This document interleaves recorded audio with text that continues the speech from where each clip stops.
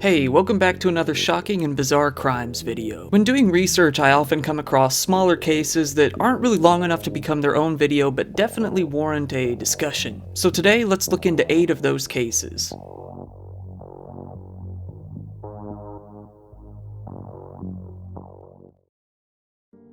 And here we have Principal, Lunch Lady fired after forcing primary girl to eat waffle from the rubbish bin. This case came to light just recently when a video was leaked showing a pretty unusual moment out at an Ohio elementary school. This all started when a 9-year-old girl finished with her school lunch, threw the remainder of her food into a trash can, which contained an uneaten waffle. The lunch lady, a woman named Monica Summers Friedenstein, presumably outraged at the waste of food, ordered the girl to dig the waffle out of the trash and eat it, despite it having been in contact with all of the other garbage. The lunch lady was said to have forced the little girl to go sit down and eat the trash, then crossed her arms and looked at the girl until she ate the waffles. This was while her classmates looked on and watched the whole incident unfold. As if this wasn't bad enough on its own, the principal herself, Deborah Pastilka, was present and saw the whole thing and did absolutely nothing about it. Eventually, video of the incident came out, and it sparked a full-on lawsuit against the school. Jared Klebanow, the lawyer who represented the little girl's family, said, "We see in this video she throws her lunch away like thousands of students do across the country every day. For one reason or another, this monitor pulls the waffle from the garbage, holds it out like she doesn't even want to look at it or see it, wipes it off with a napkin and hands it back to the student and forces her to eat it." To make matters worse, the little girl was black, and both the lunch lady and the principal were white. Needless to say, given the current climate, this wasn't a good look on either of them or the school itself. The lawyer, when filing the lawsuit, questioned whether the case was based on racially motivated cruelty or just regular cruelty. Hundreds of Caucasian children have thrown away their lunches at Palm Elementary School and, upon information and belief, have never been required to eat food pulled from the garbage, he stated in the lawsuit. Both the principal and the lunch lady were fired as the school investigated this PR nightmare of a case. The girl's mother came out and spoke about the case, saying that her daughter just didn't like waffles. The lawyer clarified that the lunch lady scared and intimidated the girl into eating the waffle while the principal was within sight and let it all happen. The girl herself has changed in personality and now fights going to school each day. To make matters worse, her mother even lost her job due to having to take off more and more time to take care of her daughter during this whole situation. New documents reveal how drink-driving cop was able to sneak into police station to destroy own blood samples. It was just after midnight, July 24th, 2022. A police officer out in Auckland, New Zealand named Bo Wang, 33 years old, was driving his Audi down Quay Street. The problem is, he was pretty plastered. He came across a breath-testing checkpoint, got examined, and the test showed that he was twice the legal limit. Because of this, he was ordered to give a blood sample and was banned from driving for the next 12 hours. Another officer who didn't know Bo took over in order to remain impartial. Bo told this officer that he was uncomfortable and asked to be taken to another alcohol bus in order not to be recognized by the other cops. As they got on the bus, Bo opened the staff fridge and started chugging water. First 1 bottle, then 2. Then, while waiting for the nurse to come and draw blood, he approached the officer who was watching him and asked for more water. The cop who was watching him asked him to stop. He told him that he wanted to treat him the same that he would treat any other offender. This was when Bo, in an irritated tone, told him that they were blue brothers and that he would never treat him like this if he were in this situation. Then the officer allowed Bo to go get some more water from his own car. I witnessed Wang drink more water and pouring it on himself before he was jumping around and doing lots of physical movements erratically as if he was trying to sweat the alcohol out, the officer later stated. After getting his blood taken, Bo then panicked, and his dumb, inebriated brain hatched a plan to get out of all of this. After that, he got a friend to do him a favor and give him a ride. You see, Bo had actually previously worked with the impairment prevention team and knew exactly where his blood samples would be held. On the way, he changed into his police uniform. However, when he got to the station, his keycard wouldn't allow him access as he no longer worked in that area. So next, he drove out to a fellow officer's house and started knocking on the door for about 5 minutes straight. When this officer finally came to the door, Bo apologized for waking him up and asked for his card. The tired officer asked why he even needed it, to which Bo responded that he had something urgent to take care of and really needed to head over there. He asked again what he needed, and Bo said it was for personal stuff. The officer didn't really understand the situation, but gave him the card anyway, knowing nothing about the whole ordeal. Bo made his way out to the station and got to where the blood samples would be stored. He found his, took them home inside of a package, and flushed them down the toilet. The irony is, the original drunk driving charge would have only carried a sentence of about 3 months in prison or a $4,500 fine. But the charges for what he just did could result in up to 10 years in prison. Not exactly a pro move. Later, Bo called the officer he took the card from. This was when that officer decided to tell a little bit of a lie and say that he had already phoned their sergeant and told him about the card being taken. Bo pleaded for him not to tell anyone about this whole thing. Feeling that something was up, the officer called the sergeant for real and told him what happened. All day, Bo kept calling this officer and leaving him messages. He pleaded, saying that he bought the officer a gift card in exchange for letting him use his card earlier. The officer simply told him to leave his card in his mailbox. After not too long at all, Bo Wang was caught and went to court for what he had done. The judge said that there was a moderate to high degree of planning in what he had done, saying that he had abused his position as an officer and fooled his colleagues along the way. Not only that, but his actions caused issues with the other blood samples that they had at that location, and he was damaging the public confidence in the police. The judge started with a sentence of 2.5 years for a charge of perverting justice and a 6-month sentence for burglary. He cut the sentence down by 25% due to Bo giving a guilty plea and showing what they felt was genuine remorse. A further unspecified discount was given to the sentence due to what they called his personal circumstances, being that Bo was the sole breadwinner for his family and had several people speak out about his usually good character. In the end, Bo was sentenced to 8 months of in-home detention, pretty light in comparison to what he could have gotten. Here we've got, distressing video shows Chicago boy with Down syndrome being shoved to floor of high school bathroom by gang of cackling bullies before he runs into stall and hides. A video recently came to surface, one taken inside of a Chicago area high school, York Community High School that is, that showed a teenage boy with Down syndrome being bullied and beaten up inside of a school bathroom while everyone just kinda looked on and watched. A lot of them weren't only even watching, they were laughing and cheering them on. Parents were shortly notified about the clip as soon as it started making the rounds. The video clip, taken by a student, shows the victim inside a bathroom, surrounded by a bunch of other teen boys. He is shoved backwards and falls down onto the floor as the whole crowd laughs at him while shouting insults. Some were yelling "World Star," which, come on, what year is it, as the boy tried to get back up on his feet and run away. Eventually he did hide inside of a bathroom stall. This just caused the other students to laugh even more. The superintendent of the district, Keisha Campbell, simply said that the staff were deeply disappointed and saddened by the actions of this small group of students.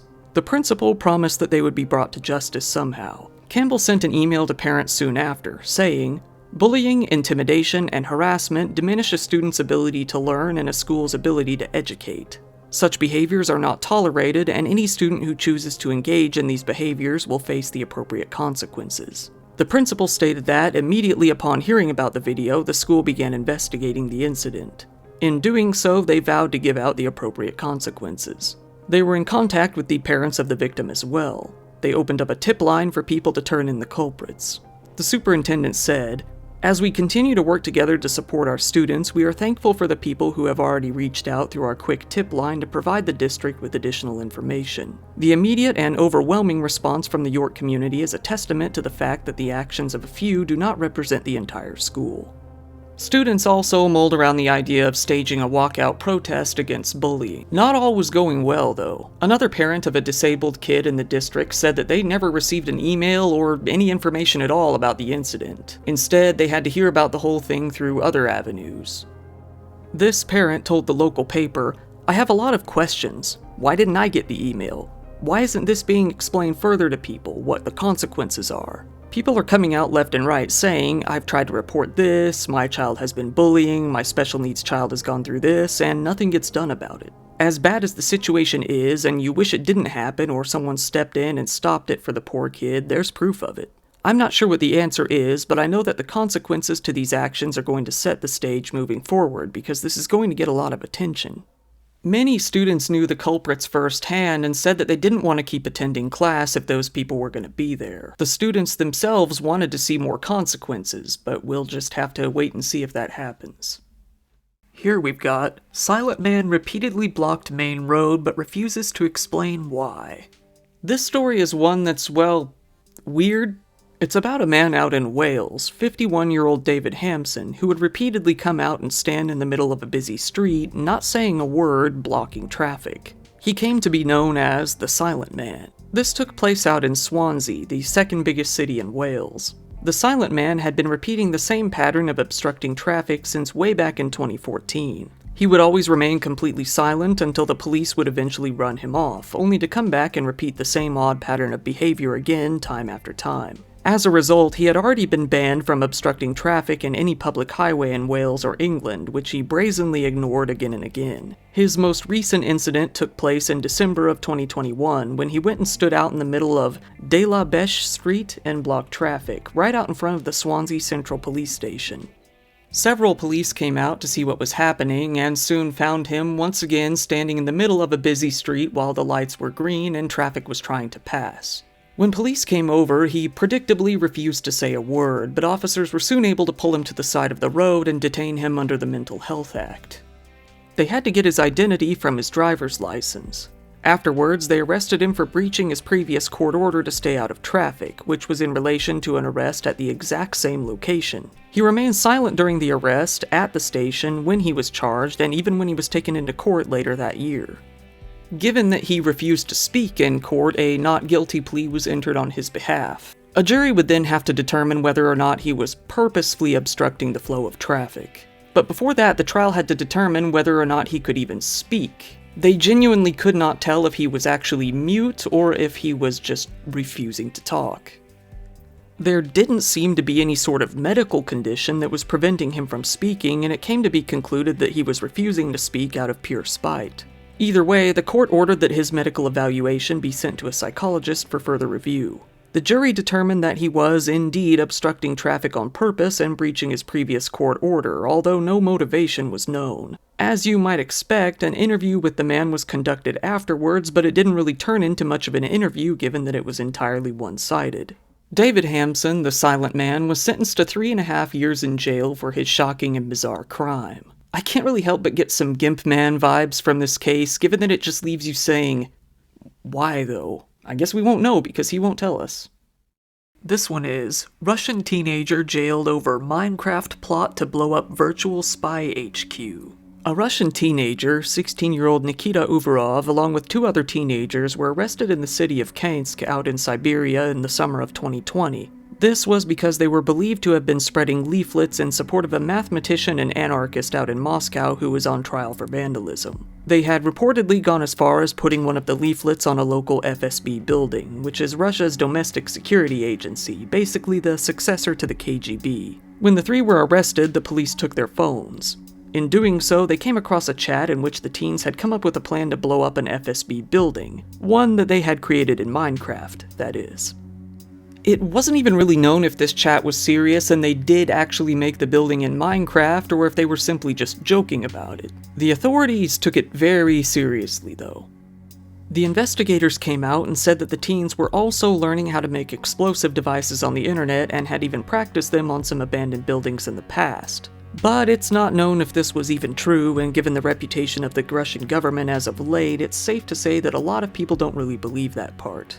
The 3 teens were facing very serious charges of participating in a terror organization, but those charges were eventually dropped after it was determined that there was a lack of evidence that they were actually part of some organized effort. When Nikita was allowed his last words in court, he used them to speak up about the extreme pressure he had received from the authorities all throughout the investigation, and that he never actually planned to blow anything up.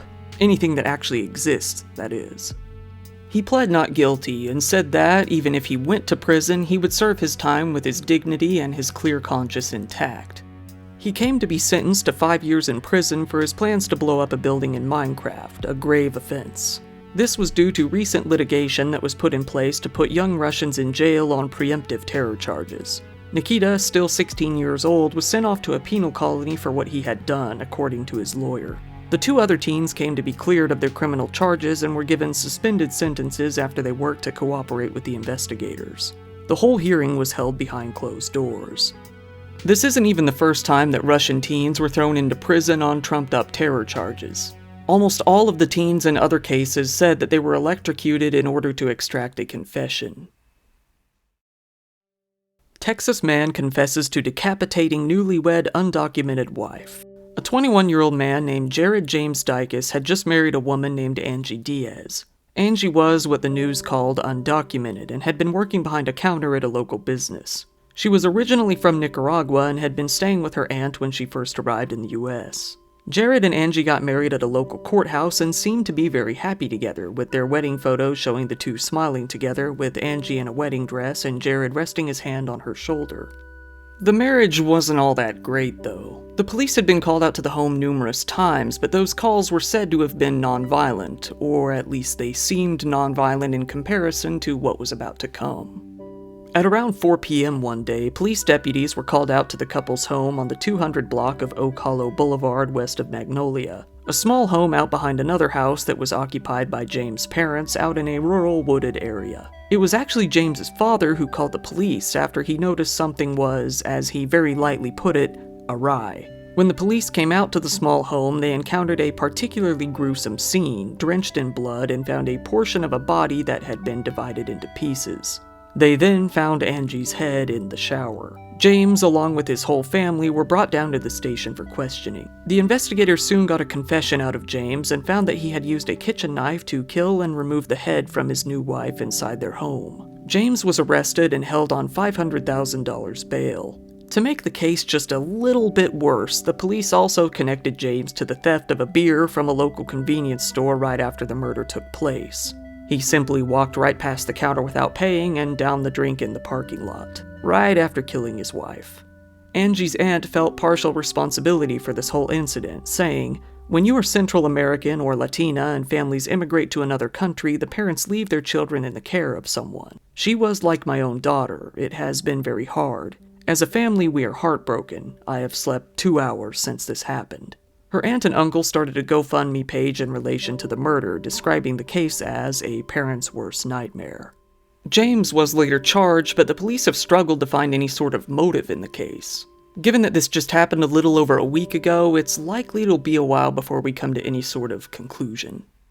And now, FedEx driver strangled, killed 7-year-old after accidentally hitting her with van, warrant says. So Tanner Horner, a 31-year-old FedEx driver, was delivering a package, a Christmas present, out to the home of a 7-year-old girl named Athena Gandy when he backed his truck into the girl and panicked. Presumably afraid of getting in trouble, he threw the girl into the back of the van before he could be seen by her father and sped away. He decided he needed to get rid of the girl and tried to break her neck, but upon failing, he decided to simply strangle her instead. Her family notified the police of her abduction, and the police soon began a search for the girl and her kidnapper. Unfortunately, her body was found not too long after.